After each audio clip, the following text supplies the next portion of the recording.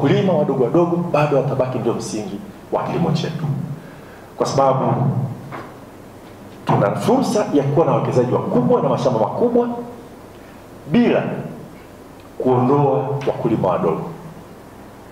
Fursa hiyo ipo, na kumuondoa mkulima mdogo kabla uchumi haujaendelea sana, tufike mahali ambapo mchango wa kilimo kwenye pato la taifa umepungua sana, lakini nguvu kazi sasa inaajiriwa sehemu nyingine.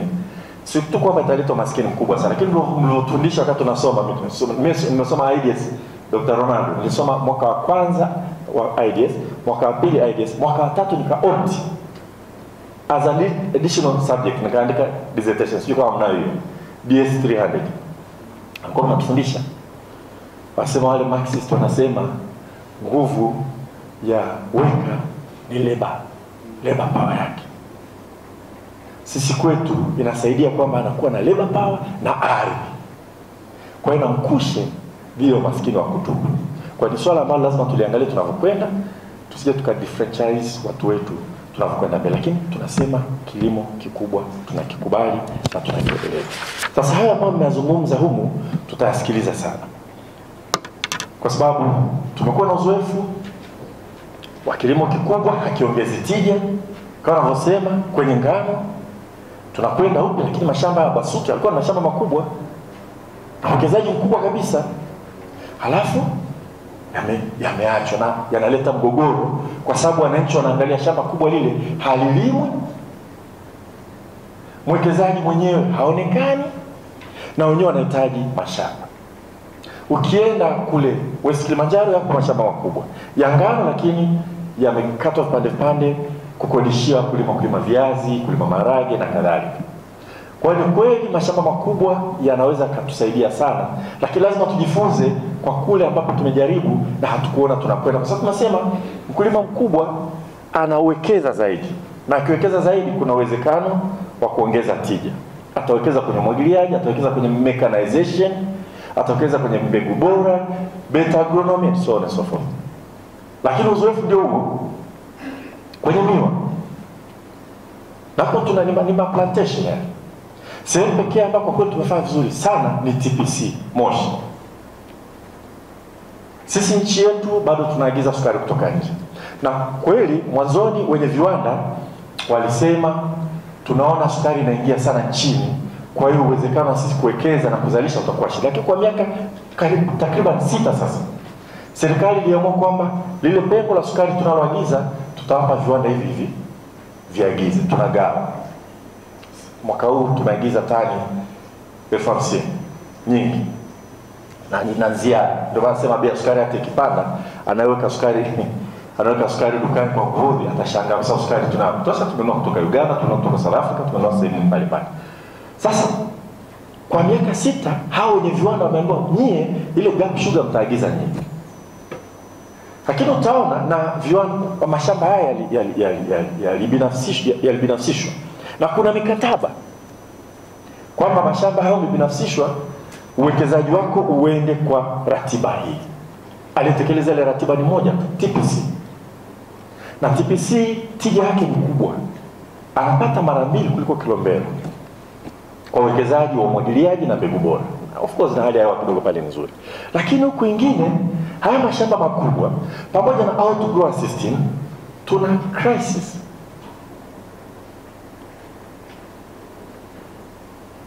Uwekezaji kwenye umwagiliaji haujaenda kwa kasi, kwenye mbegu bora haujaenda kwa kasi. Matokeo yake wakulima wengi wanalima miwa wanashindwa kuuza, na sisi tunahitaji hiyo miwa tupate sukari ambayo tunaagiza kutoka nje. Yakazuka mashindano ya watu kwamba kama shamba lako linaungua basi miwa yako itanunuliwa. Outgrowers ili wamuuzie mwenye kiwanda hakijaongeza, hakijapanuka. Kwa outgrowers analima, anaomba. Sasa unaweza hata wakati mwingine mtafuta yule anayetoa vibali uhonge kidogo miwa yako inunuliwe. Tani 350 sasa na tani 1035 za sukari. Tunaagiza tani 1050. Actually gap sugar yetu ni tani 40,000. Leo tumeongeza 10,000. Kwa hiyo hii miwa ingesagwa tu, na hapo sizungumzii wakulima ambao wamelima miwa hawauzi wamekata tamaa wameacha. Hiyo ni plantation. Katika mambo ambayo mnazungumza, nafurahi sana. Tulifanya ziara mwezi wa pili, nilipita Tibwa, nilipita Kilombero, tuliongea na board, tuliongea na management, tuliongea na wakulima, na TPC, nimeenda Manyara kwenye kulima miwa. Nilikuta kwamba Kilombero wanaangalia uwezekano wa kuwekeza. Juzi wametangaza upanuzi mkubwa wa kiwanda chao, ambao sasa nadhani utachukua kama miaka miwili. Utakapokamilika utanunua miwa yote, tutazalisha na sukari ya ziada nchini. Kwa hilo ningependa niliseme, na kwa kweli tunafurahi. Sasa kwenye kilimo shida yetu ni wakulima wapate soko. Kwa wakulima wa miwa watapata soko. Ni hatua nzuri. Tunatumaini kwamba uzalishaji wa miwa sasa utaenda kwa tija inayotakiwa. Kwa hiyo kuna hiyo changamoto hizo tulizonazo. Outgrow system. Na katika kupata economies of scale ambayo plantation mashamba makubwa nayo, wakati mwingine watu wengine wanajipanga. Kuna kitu tunaita block farming sasa hivi. Singida ukienda utakuta, ukienda Njombe kuna watu wameunganisha mashamba ya chai ili kuweza kupata ile economies of scale, zile huduma ambazo unaweza kuzipata za pamoja. Kuna kampuni moja inaitwa Noski. Kwa hiyo inaitwa nadhani Njombe Outgrow Services Company, kitu kama hicho. Wameanzisha, kuna utaratibu soko wenu wanakusaidia kuanzisha ukulima wa kizimba, kwamba mnachukua shamba kubwa sana, lakini kila mtu anakuwa na eneo lake mle ndani, lakini kwa sababu mmekaa kwa pamoja na mnaotesha kitu kile kile, mnaweza mka tap into economies of scale. Wakati wa kuotesha mkafanya pamoja. Kama ni ngano, basi mnaweza mkatumia combining harvest, mkavuna kwa pamoja na kadhalika. Tunatumia ushirika kutatua changamoto ya masoko, kwa sababu ile economies of scale inasaidia ushirika. Kwa hiyo nasema kuna changamoto zimekuwa. Kulikuwa na Kilombero Plantation Limited kwa pale, shamba kubwa sasa hivi, ilikuwa kubwa pale. Ile shamba sasa hivi nadhani alifanya kazi, lakini ulikuwa na uwekezaji mkubwa sana uliisha. Walikuwa na issue, wanataka kodi na vitu kama vile, lakini wakati wanazalisha wale wakulima wadogo wadogo walijifunza kwa yule, wakaanza kuzalisha kwa tija kubwa kuliko mwekezaji mkubwa. Kwa hiyo nasema wakati sisi kweli tunataka kuvutia wawekezaji wakubwa, tutapenda sana kutumia yale ambayo mmejifunza, na pengine isiwe mwisho. Najua mtapresent hapa, lakini tutawahitaji sana muendelee kuangalia. Kwa sababu mlichoangalia sio tu ufanisi wa kuwa na mashamba makubwa ambao unaleta ufanisi, lakini vile vile changamoto nyingine ambazo zinaweza kuendana na hizo. Mambo ya kilimo cha mkataba na watu ambao wanamuuzia, mambo ya mishahara ya wafanyakazi ambao wanaenda kufanya kazi kwenye ile shamba, mambo ya migogoro ya ardhi ambayo inaweza kutokea endapo kuna shamba limeanzishwa mahali ambapo watu wanahisi ni maeneo yao.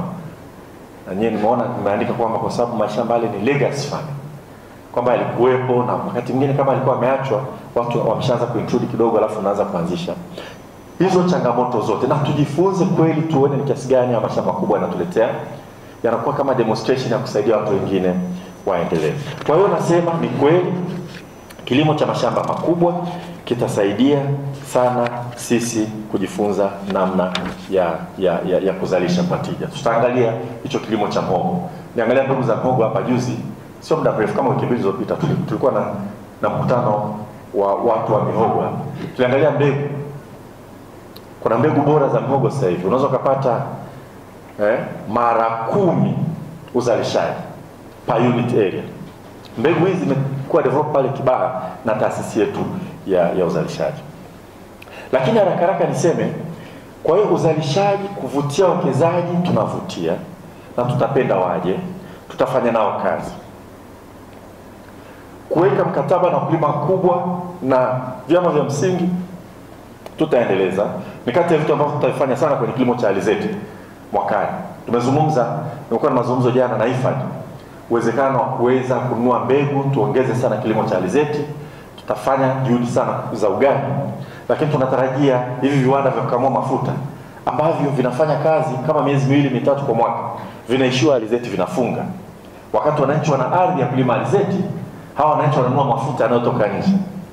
Baada ya kulima alizeti wakapata hela zao, alafu sisi tukatengeneza mafuta, tukaokoa $500 billion ambayo tunaitumia kwa ajili ya kuagiza mafuta kutoka nje. Kwa hiyo hayo tutakuwa tunafanya na tutaangalia na naomba sana Profesa Mungula tukikuhitaji na timu yako tuendelee kufanya kazi katika maeneo haya. Sisi kuna vipaumbele ambavyo tunaviangalia vya kutatua tija pamoja na wawekezaji wakubwa. Kwa sababu wawekezaji wakubwa wengi tunaoona hasa kwenye chai. Mmeona, mmeangalia Unilever. Unilever pale wenyewe wana extension service provide wenyewe. Si ndio? Wana hata mbolea kutoka Minjingu. Wenyewe wamechukua, wamecustomize, wanaitumia, inaongeza uzalishaji katika mashamba yao.